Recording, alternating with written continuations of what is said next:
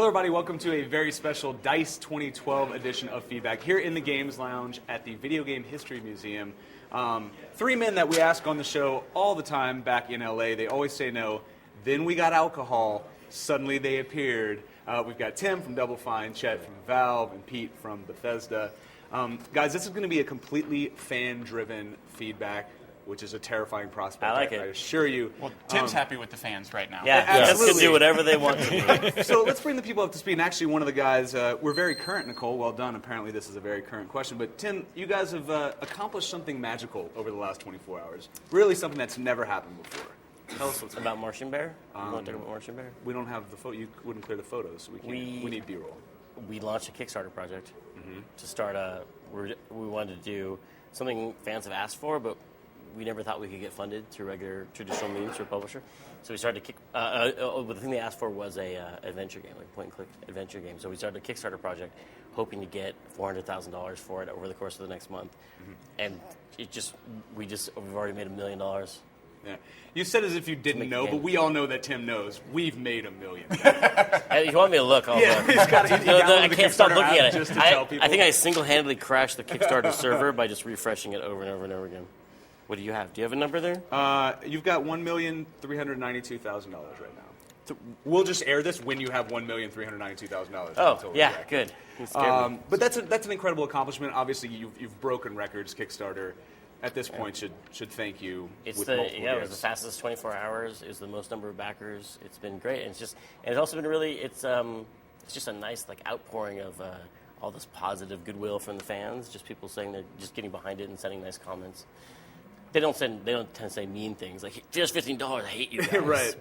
But it was great. It was like I would say it's like the end of It's a Wonderful Life, and people were dumping the money basket over it. It's really nice. And so for you guys as well, Inder Wiggin, not the one. Not the kid genius, not the kid war genius. Inder Wiggin wants to know, what effects could the success of this Kickstarter actually have on the industry? How do you guys think it'll affect the way consumers and developers interact with each other? What do you guys think? I mean, this is kind of unbroken ground at this point. And the main thing, I have $1 million. I own everybody, basically. So are you splitting that then, the percentage with the filmmaker? Does the filmmaker still get $100,000? Yeah. So they're going to be able to add things like an original soundtrack to the maybe a DVD, That's going to amp that up. Yeah, and we can add more voice and more platforms like iPad and things to our version. So it's going to be fun. And Pete, from a marketing standpoint, I mean, this is something I assume you would love to have on the front end of one of your games. Like when you go out, roll out a game, You're like, by the way, this is the game that the fans paid for. No, it's brilliant. I mean, part of it is, it gets talked about a lot. First of all, it's just a really cool idea, what Tim and his team did. But the other thing is, this is successful in large part because of Tim and his team. This wasn't a bunch of schmucks off the street that got together and threw something up on Kickstarter and accidentally stumbled into $1 million sort of by happen chance. Just schmucks who came off the street and then worked for 10 years and then got the $1 million. Exactly. But the 10-year part in there is key, and they've earned this, respect within the industry, respect from fans. These are people that you would say, yeah, if I give money to these guys, I'm going to get something awesome out of them. It is not, I don't think it's going to change the industry in that everybody is now going to run out and successfully fund their own project. It would be great if it happened that way, but, I just don't think that this model is applicable to everybody, but I still think it's a great story, and I'm excited to see, because again, it's 24 hours in, so where we go in the next 30 days and what kind of stuff Tim and his team can do with extra funds to make the project bigger and better is, I think, awesome and exciting. And so we've seen now that crowdsourcing the funding of a game can work. Mm-hmm. Chet, you're large part. You're part of a lot of the creative that goes on at Valve.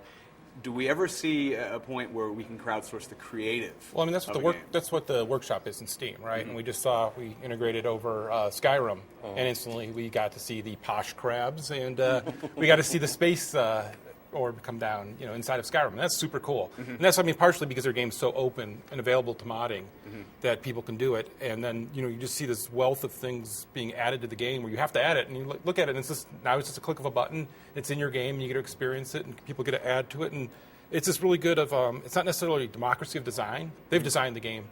they're playing in it, but it's a democracy of experience where everyone gets to decide, you know what, I do want all my crabs to have top hats and be all fancy, you know? And that's really cool because you're not ruining anyone else's game. You're getting to experience it any way you want, and it's other people in the community creating that for you, creating stuff that developers never would create. You're just running for people in your house. Yes. Right. Yeah. So that's Yeah, when your wife goes to play it, then it's like, what? And Oh, people the can cool, sell and the those cool thing things, is like, how right? easy it is to come in and out of that stuff. You know, you download some stuff, you try it, like, this didn't work, that was a stupid idea, I uncheck these, and now my game is rid of that stuff. It's a really easy system for grabbing stuff, trying it, dumping what you don't want, keeping what you do want, saying subscribe to it, which I think is a great part of Steamworks that you know, somebody updates their mod and you're subscribed so that you get those updates. You don't have to actively remember to go back and get them. It just keeps downloading them and updating them for you on the fly. Ashley Chang, our production director, his idea, the mod he uploaded was mom loading screens. Loading screens that have advice that your mom would be giving you. Oh, I took that in a completely different direction. No. I know where your head was Yeah, going. that You're a was- sick man. But Oh, yeah. no, it was things like, you know, why don't you settle down and find a nice lady and get married? And when are you going to clean up this house? And, you know, he just updates it with new loading screens. And if you're subscribed to Ashley's mod, then you just get, you know, cool. And, you know, some people are like, I don't get it. What's supposed to be happening? Maybe they're expecting the kind of thing that was in your head. Yeah. But, you know, it's just a cool kind of fun way to allow people to keep creating and then to keep experimenting and trying with what's out there. Again, as people keep doing that, you're also going to find then people rise up in the community. Like in the TF2 world, there's already people that are really well known, right? And you want their stuff and you want to be able to add it. And you're going to see that in Skyrim, right? And we're going to add some functionality so people can follow the actual person and you can see everything they're doing. And essentially, they're developers inside the game. And that's really cool. And do you guys think, and this is something I'm sure that most kids that do mods, their dream is that what you're actually doing with that kit is using it as a job fair. Now, do you guys like take a look at what they're creating Absolutely. and say, this is the guy we yeah. need to have on Absolutely. the team?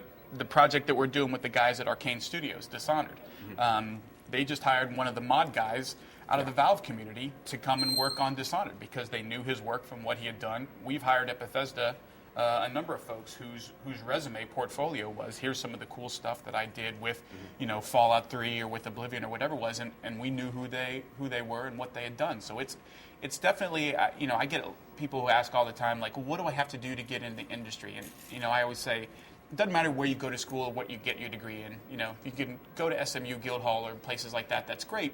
But if you just go to John P. Q. College, you've got to make sure you're spending one of the time best. Yeah. showing what you know how to do in a game. It's one thing to say, well, I'm a writer. Well, show me something that you've done in a game. Well, I haven't done any of that. Well, then how do I know that you can actually do something for us? So this gives you the ability to spend time writing, doing art, coming up with cool systems, doing programming stuff, whatever it is. It's a great showpiece for anybody who wants to get into the industry. I was just thinking about people. How many genres of games now have been invented by mods? Like Absolutely. Dota, right? Like I was just trying to count them. I think. Name another one. Counter-Strike? That's yeah, Right. exactly. Well, yeah, TF2, the team-based? Right? exactly. It's Like they're not just like this is a cool new game. This is a genre game that's now being imitated by major publishers. Like and it started with some individual doing a mod. Small group. Yeah, but it is always that when people ask, like, how do I get in the industry? Do something. Do anything. Yeah, there's Just so do many it. tools now that you can use. Even if you don't know how to program, you can design a level and do that. You Right. can- Break it, make dragon mounts, show it to Todd, you're employed. Put Randy Macho Man Savage's head on those dragons. And I think we can all agree the now- best mod. Now you got something. And then even other developers get to make stuff. So I'm going to make some books. It's been my dream to write the books in the Oblivion series, and so I'm going to write some books. I'm Really? pretty excited. Pro tip on that, I called Pete right after it happened and said, hey, those recipes in your books, I don't know who wrote those.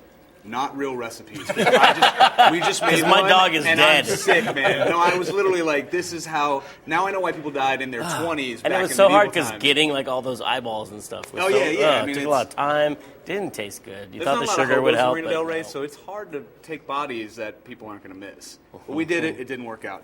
I Let's talk got a about. place. I got a place.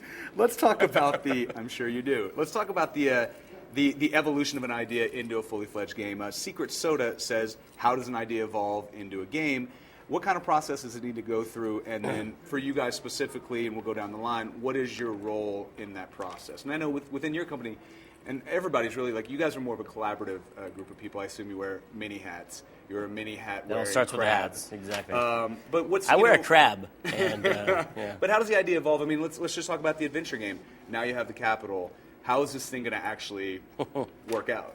We're trying to I'm trying to put off some of that work so that it all happens when we can actually record it for the documentary, because I think it is interesting and people want to know the really early stages of where an idea comes from, because people are like, what? I don't understand how you ended up with something crazy like a heavy metal. I mean, all the games we made, like, you're like, how did you, and because sometimes it's an idea that's just been floating around your head since you were a kid, or two ideas that you never realized they could come together, and then they mix, and all of a sudden you're like, oh my gosh, this could be a game.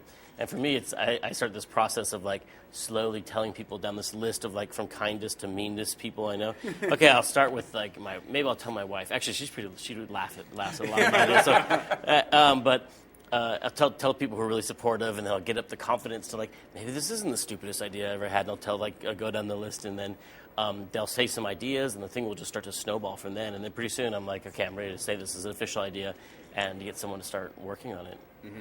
And then what about you guys over at Valve? Well, so at Valve, everyone gets to work on what they want to work on. And it really is that way. So when you have an idea, it doesn't often be like a small group of people first start talking about something and get excited about it. You essentially have to get the elevator pitch that you can get other people excited about it, so that they'll join your team. It's kind of like the job fair time, right? You got to be like, no, come on, we're doing this.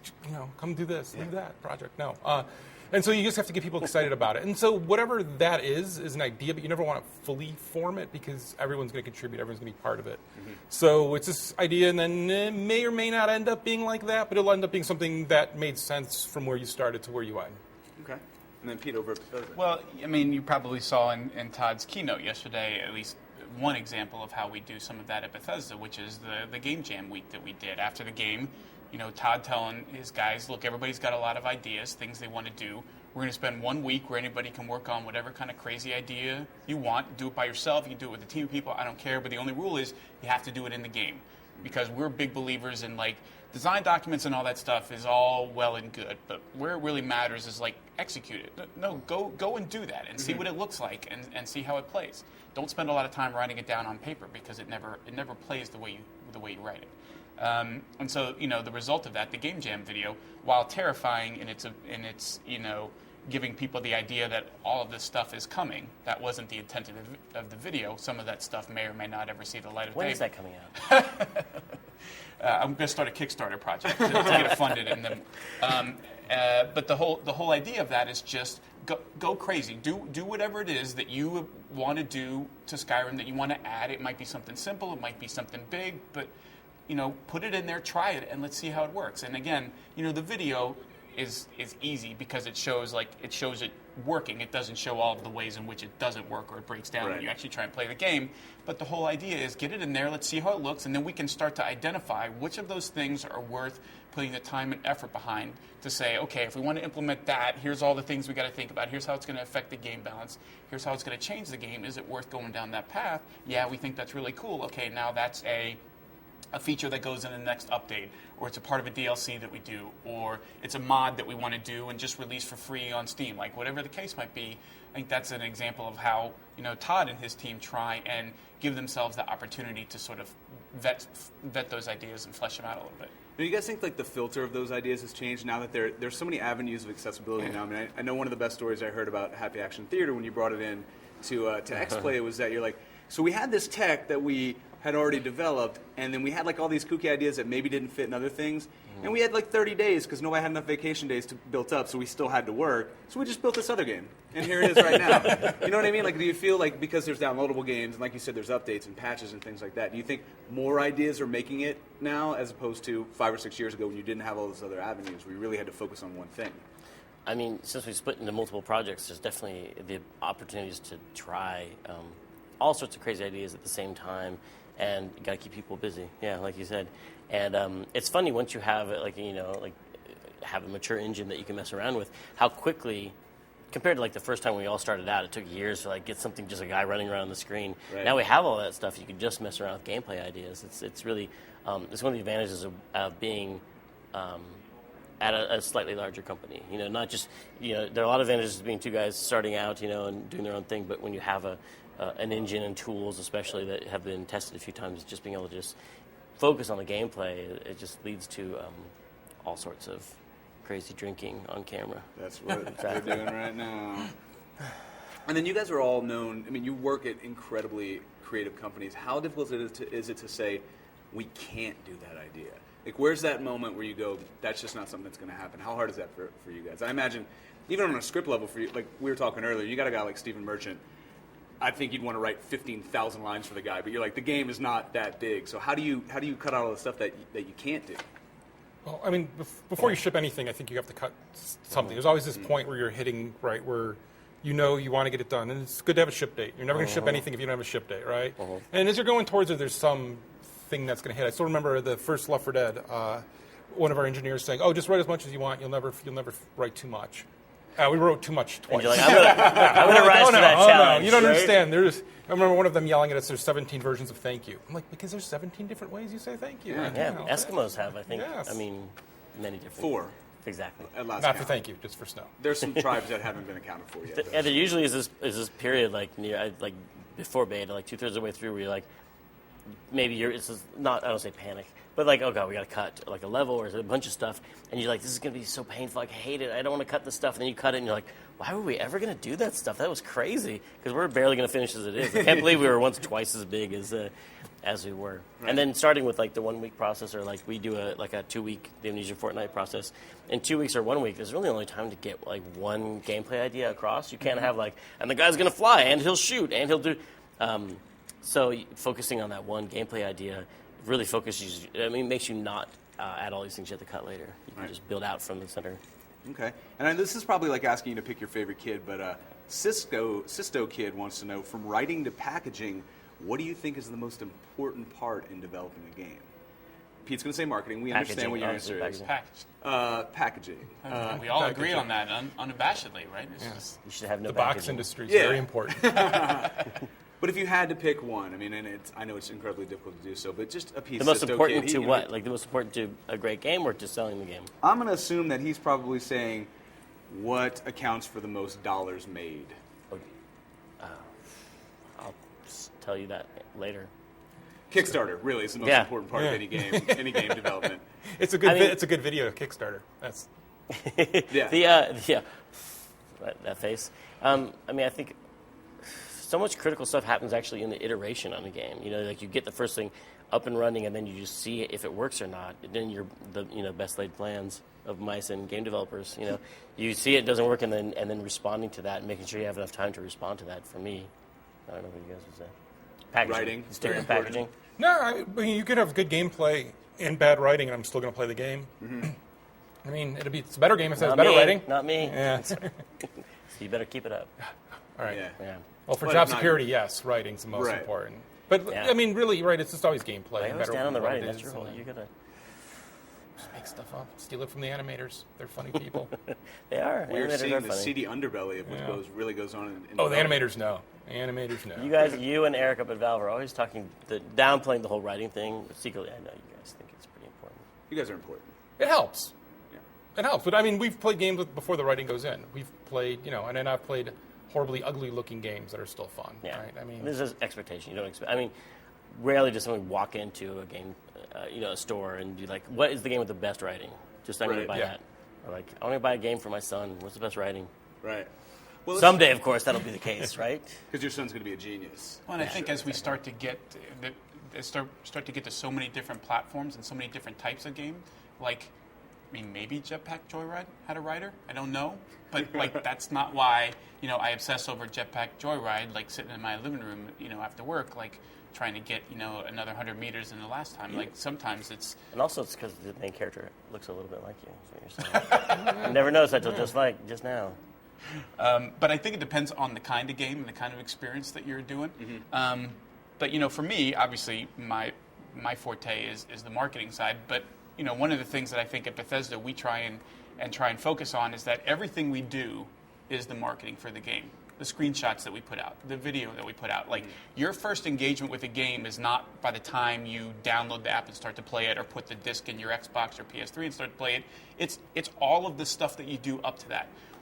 How you talk about the game, how the screenshots, jive and tell a story and make people go, I want to be a part of that world, or that's something I want to play. What you say in an interview. Like I think all of that stuff, to the box, to the ad, to the billboard, all of that stuff is trying to set a vibe for like why do I want to spend it? Why do I want to spend 99 cents? Why do I want to spend, in our case, $60? We're asking for a lot of money and a commitment from somebody to vest themselves in what we spent a long time building, and we want to make sure that everything we do is part of that story of like, this is why it's cool to spend your time and your money on this thing, and making sure that all of that stuff that we do is the game that developers are making. I see a lot of stuff where those two things are not the same story. There's the game the developer's making, and then there's all this crap out here that is how they're talking about it that really has nothing to do with the game that's being made, but this is somebody's brilliant idea of how to settle, promote it, and the two things don't work. I just think that's a huge missed opportunity. Now, you guys obviously all have a pedigree over at your respective studios. I hang it right over my desk. When they walk in, I point at it so they know who they're talking to. It's actually a bag of a pedigree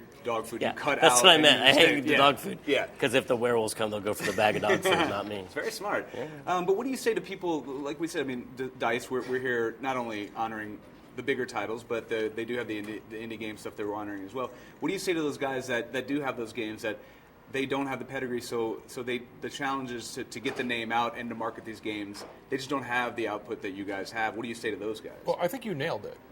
And we do this internally. So at Valve, everybody's got to care about the marketing, and it's not that we're trying to trick or fool somebody, but there's if you know what your game is, if you could say your game distinctly what it is, Left 4 Dead is zombie apocalypse with your friends.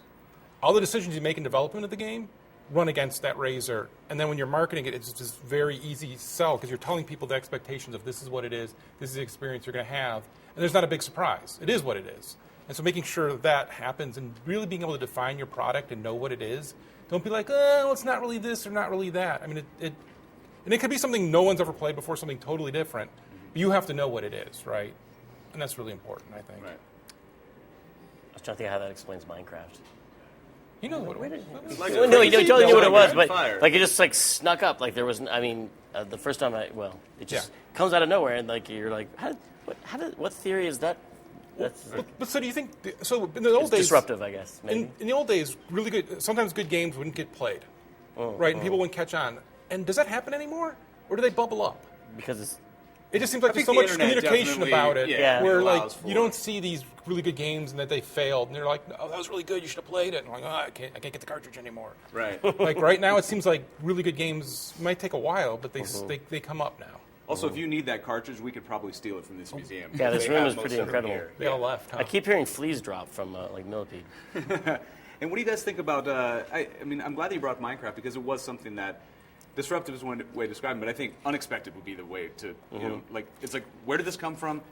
It's just like it's Legos, but there's the zombies and then the fire making and but to sort of the point about how does that? First of all, it will find an audience because everything is transparent. But you also look at sort of what was Notch's approach. Like he wasn't some hold away in a room guy who never talked to anybody and made this thing and just let it sit out there and hope somebody found it. Like he was out there interacting with people, answering questions, being very transparent about it, and people had a sense of buy-in. Like I can be a part of this, not unlike what just happened in the last 24 hours with Tim, which is like I want to check that out. check it But again. does that feel different to you? Because it feels like I'm used to going through, with a major publisher and you're doing the press tour. There's a lot of like you hold on the information until you make a big splash. And it seems like with a lot of the indie games coming out, there's a different, let's start talking about it right away. Let's have a blog a year before we ship and bring everybody into it by the time it's still in beta, and if people are playing it. There seems to be a different idea about how you can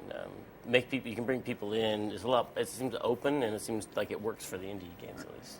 Now, like you said, it does seem to work. But what are the dangers there? And what are the dangers these guys are going to run into if they are as transparent as they are during the development process? Well, one of them is, as you're hearing these two guys talk about the process and getting towards the end of the process and okay, we got to cut and you've to get promised to the the end. feature. Yeah. And you've told somebody hey, we're doing this, or the game now does that. I mean, we run into this all the time. What happened? We run all the time with something like Skyrim, where we know stuff is going to drop, and people are like, well, why won't you tell us about the skills? Well, because they changed from last week to this week, and and any individual person might be able to make a rational, oh, that seems to make sense. But people, in general, tend to be very knee-jerk reaction to.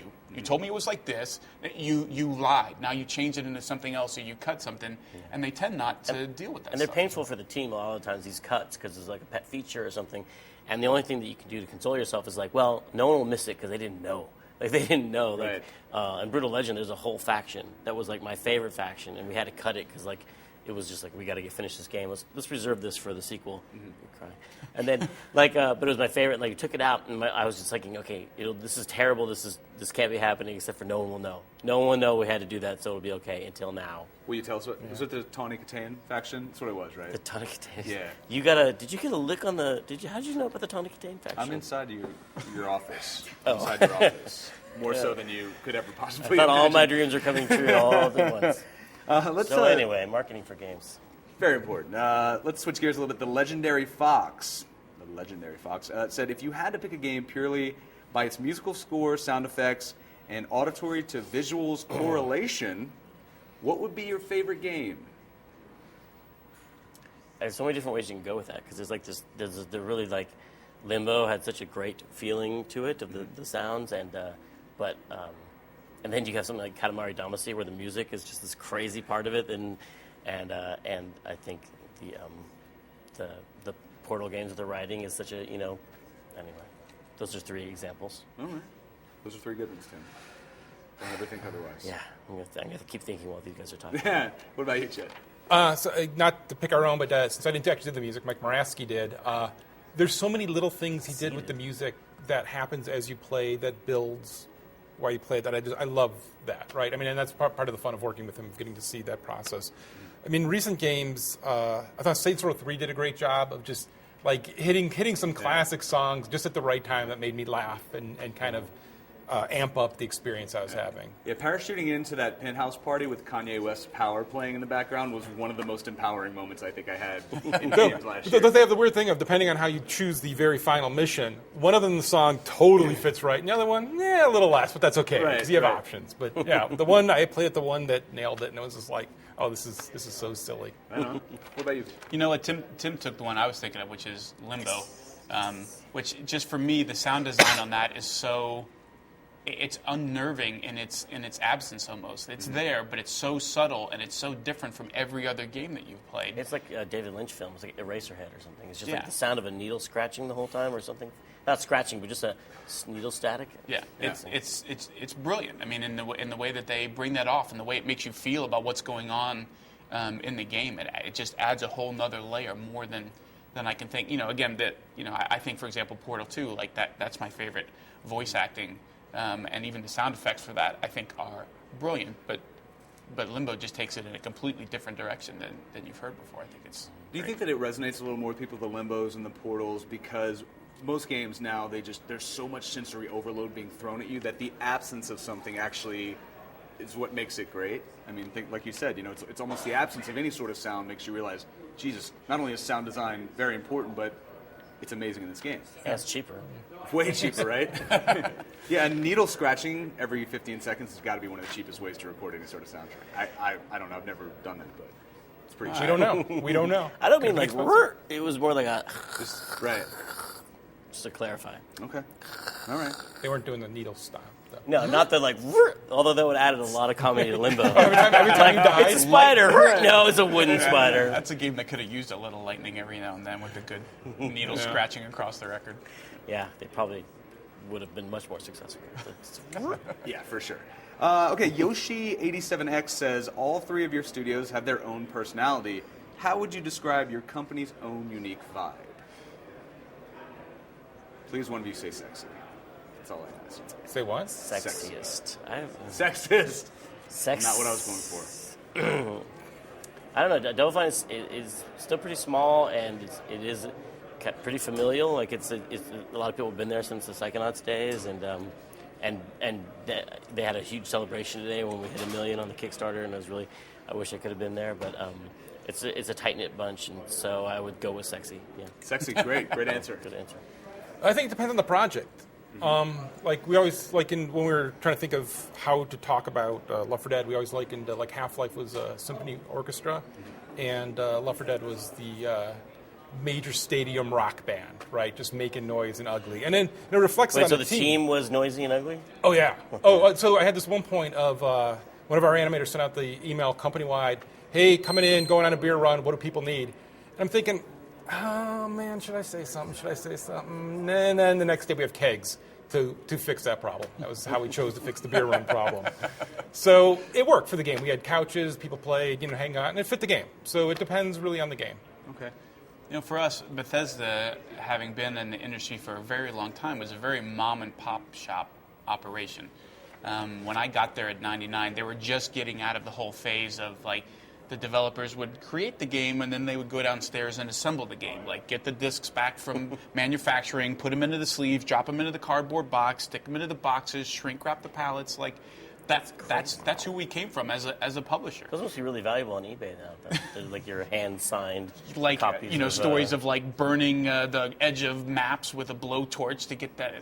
Wow. Which seemed like a good idea, and so we came from this sort of small shop, all hands on deck, and so even though we've grown and we've now got these multiple studios underneath us, and we've grown much bigger as a publisher, I like to think that we still try to maintain that same sort of all hands on deck. We don't have a lot of layers of bureaucracy.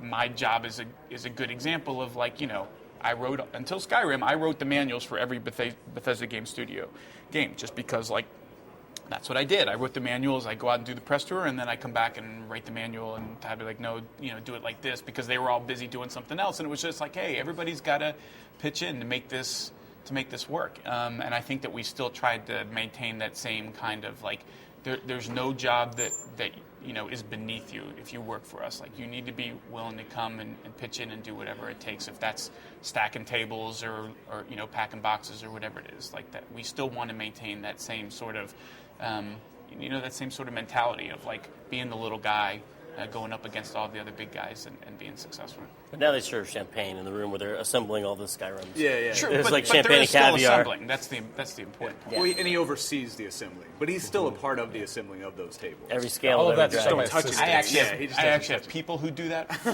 me, but I I oversee Skype them. in, But I they think of hold them a as my monitor to family. my face, and I watch on a webcam of people building it. In another country. I mean, they're really far away. Yeah. But the intent is still there. That's good of Yeah, you. yeah, And then the last And thing, I love guys, children, so it's great to work with them.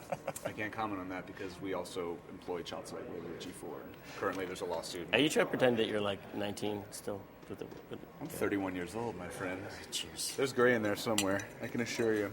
And then my last thing, because everybody's really busy. Not really, it's just there's free alcohol right now, and I want you guys to be able to get to it. Quickly go down the panel. Pitch us a video game. This is a funny question to you guys because you guys do tend to make... Well, you guys do tend to make games that you want to make anyway, so this makes it even more ironic. Pitch us a video game that you would play, but you would never be allowed to make. As your final contribution to this podcast. Never be allowed to make by... Jesus, what happened with the softball? Tim's like, I just hard got $1 to, billion like, from dudes yeah. at home. We always make whatever the hell we feel like making. Yeah. Never be allowed to make. Yeah. And I'm going to go, we can expand on that, Let's maybe check. legally not allowed to make. I was thinking like licensing of music, but you guys did that. Like you had all the big Yeah, let us do that. guys. But for yeah. Brutal That's- Legend. Yeah. Yeah. Working with That we Ozzy. play, but not be allowed to make by law. If you want to take it in that direction, that's fine. Like, I mean, how about I start, right? Okay. This is something for 5 years now I've tried to get on the show. I know it's one of the worst games of all time, but I'd love to see a remake of Custer's Revenge. I mean, it's an Indian rape simulator. I get that. That's a I would Aren't all play it. games, when you get down to it, aren't all games that? Really? Well, I would play it, but I certainly wouldn't use my own creative capital to make it. That's my answer. If that can maybe show No, you that does not help at It's all. a really interesting window into your mind, though. I am not going there with that one. It's like- Instead, I'm just staying away Well, I'll from be you the at bad dinner. guy. Like none of you thought at some point we should make an Indian rape simulator. Whatever. This is what it is. Not. No, no. Tim, is that something we could get funded on Kickstarter? Some kind of... It's a very select, part It's a of very America small you'd have to go demographic, after. and it's Yeah. shrinking. But Yes. God. That's a tough question. Look, you gotta answer the All kid's right, so question, man. This is his here's moment. mine, and I'm going to take it from a slightly different standpoint, which is Non-rapey standpoint. looking at iPhone games and like what is nobody making that I'm dying to play or see made. So we were working on a game back when I first got to Bethesda, shortly thereafter, with Julian Gollop, who was one of the original creators of XCOM. Okay. Really smart guy, and it was called Dreamland Chronicles Freedom Ridge. It was like the spiritual successor to XCOM. It was going to be on the PS2 and the PC. It was an awesome idea. That didn't quite work out, and they ended up going and making a game called Laser Squad Nemesis. You guys ever played Laser Squad? Loved that game. I used to play with Emil Paglurulo all the time, just obsessively. I would love for somebody to make that for the iPad or for the iPhone. I think that's genius. That sort of asynchronous, turn-based, you build your squad, you get a certain number of points. There's a great game called Incubation that they made for the PC where you were like Marines versus aliens, and you built your squad with points. And then you go out and you make your moves, and the other guy makes his move, and then it plays it out at the same time. So you're making your moves, and so guys will walk right past each other and not shoot and stuff. It's absolutely brilliant. Laser Squad Nemesis was a great game. Somebody needs to make that for the iPad because it would be brilliant with a server and take it with you wherever you go. Well, I know a game I probably wouldn't be allowed to make. Skyrim 2. I would love to, if that name is available, I would like to make that. It'd be funny, or, I mean, it's kind of funny, but I'm sure that no one's thought of that yet. Yeah, see? I mean, I thought of it first, so I get to make it. Games are Go really by expensive to make. the domain name now. Yeah. That's how it works. Skyrim2.com. Chad? Actually, Tim and I went. I know. You got. Well, yeah, all right, that was good. it's already That's been good. lowered basically to the floor. I know, I can't do that. No way. I mean, but the only this- person getting arrested in this group is me. See, you so get for- the See fine. if so- you can insult two different demographics with your game design. I'm going to go on your route of on more things I want to see on the iPad, and that really is. I don't know why anyone hasn't made it yet because it doesn't seem like it should be that hard. I mean, I know there's Civ Revolution, and it's not quite it.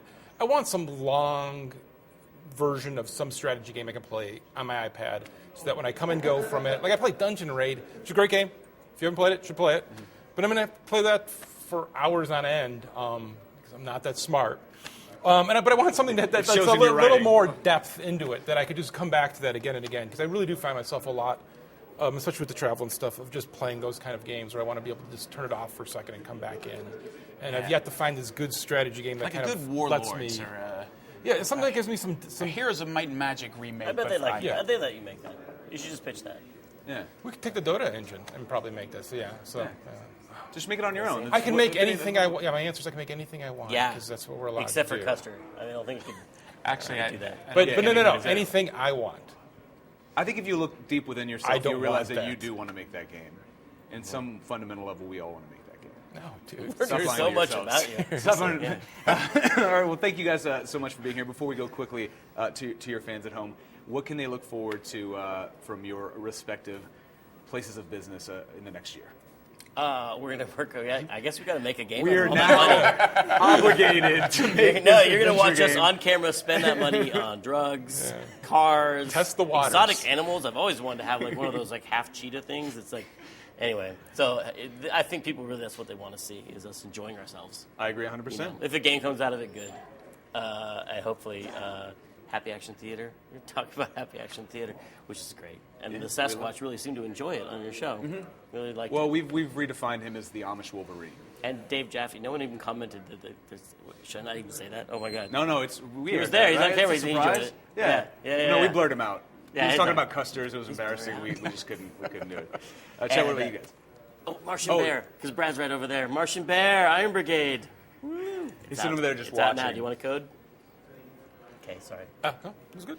From us, it's going to be more workshop stuff. You're going to see some stuff from Portal 2. You're going to see the map editor we've teased a little bit. You can see some Left 4 Dead 2 stuff come into the workshop as well. For us, Half-Life 3. Sorry. Excuse me. yeah. You were saying? Episode 30. Man, I said I was going to punch somebody. if I said that here. No, it's it just really there's a ton of great stuff the community's making. We're just trying to make sure we get that into our stuff right now. And that's the big focus you're going to see of getting anything that doesn't have a workshop into the workshop, and then hopefully getting the workshop into more people's hands as well, right? So basically, let everybody else do your work for you. That's Yeah. a Yes, genius idea. I love that. Games see as a Tom's- games as a service. Most people thought we were going to have to provide the service. Other people You would. know how Tom Sawyer got everyone to paint his fence for him? That's what's happening right now. Plan. Well done. Smart man. And what about you guys, Pete, over at Bethesda? Well, obviously, we are hard at work on DLC for Skyrim that we'll be talking about at some point before too long. And going to continue to do regular updates for that, both for fixing problems that folks find as well as trying to introduce new features, perhaps like the stuff from the Game Jam video in Drag 'em Todd's out. thing. Really excited about Dishonored coming out from Arcane this year, and then we're working on some stuff we haven't announced yet, but maybe closer to E3. Big things coming. Great. Oh, and also Ron Gilbert's secret new game Ooh. will be coming out. That sounds sexy. It's called Tim and a Ferret I, and a I was going to Ferrari. say sexy, but it's, when you say Ron, it's pretty redundant. Right? It's just webcam video of Tim riding a manticore across their offices with Kickstarter money. I get it. Thank you guys for being here. Again, I know you're really busy. Really appreciate it. Thank you, as always, for watching. Thank you to the Video Game History Museum for allowing us to sit here. Listen to that flea drop. Listen to that flea drop back there. And new episodes every week. Feedback, g4tv.com/feedback.